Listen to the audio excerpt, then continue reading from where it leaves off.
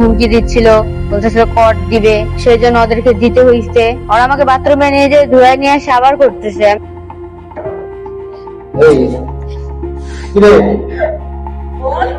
বিশেষ দিন হিসেবে ঘুরতে যাওয়ার কথা বলে প্রথমে ডেকে আনা হলো বান্ধবীকে, এরপরে সেখানে ডাকা হয় আরো 2 তরুণকে।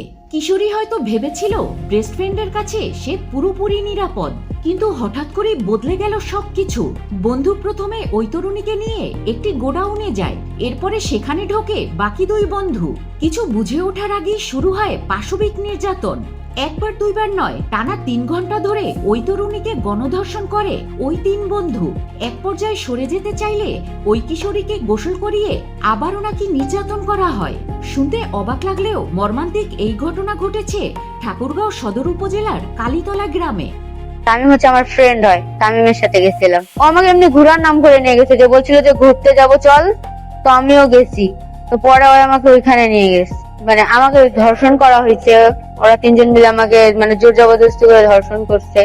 আমি নিষেধ করছিলাম অনেকবার করে, তাও ওরা আমাকে মানে ভয় দেখাচ্ছিল, অনেক হুমকি দিচ্ছিল, বলতেছিল কট দিবে, বলতেছে তামিমকে পুলিশে ধরা দিবে, যে সে বলতেছিল।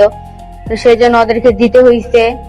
আবার ফের মানে আমি যে অসুস্থ হয়ে পড়ছি, ওরা ওটা দেখেই না, ওরা আমাকে জোর করে মানে করতেছে। আমি যে কতবার করে নিষেধ করলাম, ওরা আমাকে বাথরুমে নিয়ে যে ধুয়ে নিয়ে এসে আবার করতেছে। আমি মানে এটা হচ্ছে আমার উপরে মনে করেন যে 12টা থেকে 3টা পর্যন্ত চলছেই।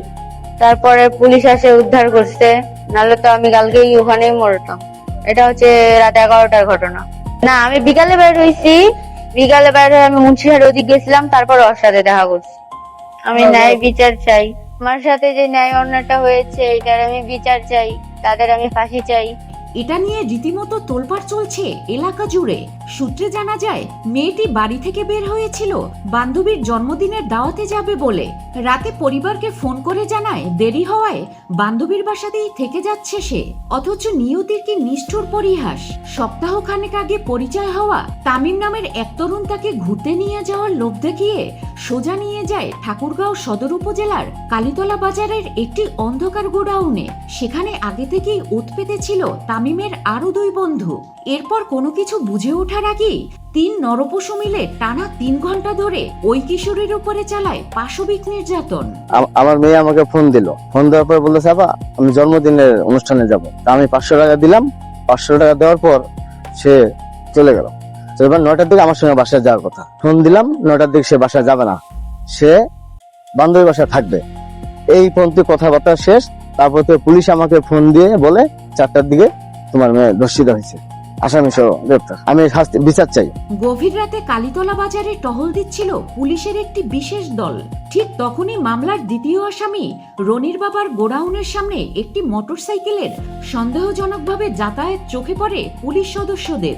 গভীর সন্দেহে পুলিশ সেখানে আকস্মিক অভিযান চালাতেই বেরিয়ে আসে ভেতরের এই পৈশাচিক দৃশ্য।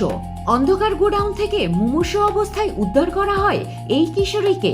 পুলিশ এক মুহূর্তও দেরি না করে দ্রুত তাকে ঠাকুরগাঁয়ের 250 শয্যা বিশিষ্ট জেনারেল হাসপাতালে ভর্তি করে, আর হাতে নাতে গ্রেপ্তার করা হয় সেই 3 বন্ধুকে। বান্ধবীর বাসায় গেছে না কোথায় গেছে সেটা আমরা তখন জানতে পারি নাই। তারপরে সে রাতে 9টার দিকে আমার শ্বশুর ফোন দেয় যে কিছুক্ষণের মধ্যে বাসায় যাইতে হবে, তো বাসায় যাব। তার সাথে কন্ট্রাক্ট হয়েছিল মোবাইলে যোগাযোগ, টিকটকের মাধ্যমে যোগাযোগ, 7 দিনের পরিচয়। এই ফ্রেন্ড হিসাবে ঘুরতে গেছিল। তো এইভাবে নিয়ে যায় সে এবং তার 2 জন বন্ধু সহ তাকে গণধর্ষণ করছে। তো আমি এর কঠোর শাস্তি চাই। ঘটনায় পুলিশ জানায় আটককৃত 3 যুবকের বিরুদ্ধে ইতিমধ্যেই কঠোর আইনি ব্যবস্থা নেওয়া হচ্ছে। কিন্তু এই ঘটনা সমাজের সামনে রেখে গেছে বিরাট এক প্রশ্ন। রাত্রিকালীন মোবাইল ডিউটিতে নিয়োজিত এসআই সাকিব তার সঙ্গীয় ফোর্স টহল ডিউটি করাকালীন সময় 3টার দিকে 14/6/2026 3টার দিকে দেখেন যে কালীতলা বাজার সংলগ্ন যে মিন্টু মিয়া, আমাদের দ্বিতীয় আসামি রনি মিয়ার বাবা মিন্টু মিয়া গোদাম ঘরে একটা মোটরসাইকেল দ্রুত বের হয়ে এসে আবার কিন্তু প্রবেশ করে। তখন তার সন্দেহ হলে তাদেরকে আটক করে ভেতরে প্রবেশ করে। দেখেন আরো 2 জন সেখানে আছে এবং পাশে একটা ছোট্ট কক্ষ রয়েছে, সেখানে একটা মেয়ে রয়েছে। তখন কি তাদের সঙ্গে কথাবার্তা বলার পরে মেয়ে জানা যে তাকে তামিম নামের যে ছেলেটা তার সঙ্গে তার সম্পর্ক, তাকে এখানে ঘোরার কথা বলে নিয়ে আসার পরে নিয়ে আসার পরে প্রথমে সে তাকে প্রদর্শন করে, পরবর্তীতে বাকি যে 2 জন রয়েছে তারাও তাকে দর্শন। আমাকে জানালো। আমি তৎক্ষণাৎ এবারে আরো একটি মোবাইল টিম সেখানে পাঠাই সাব ইন্সপেক্টর। তারপর তাদের সঙ্গে কথা হচ্ছে, মেয়েটাকে পরিবার খবর দেওয়া হয়, খবর দিয়ে তৎক্ষণাৎ মেয়েটাকে ঠাকুর সদর হাসপাতালে ভর্তি করা হয় এবং আসামিকে নিয়ে আসে। মামলা এই বিষয়ে মামলা প্রক্রিয়াধীন, মামলা চলমান রয়েছে। এই ঘটনায় আপনার কি মতামত কমেন্টে জানাবেন।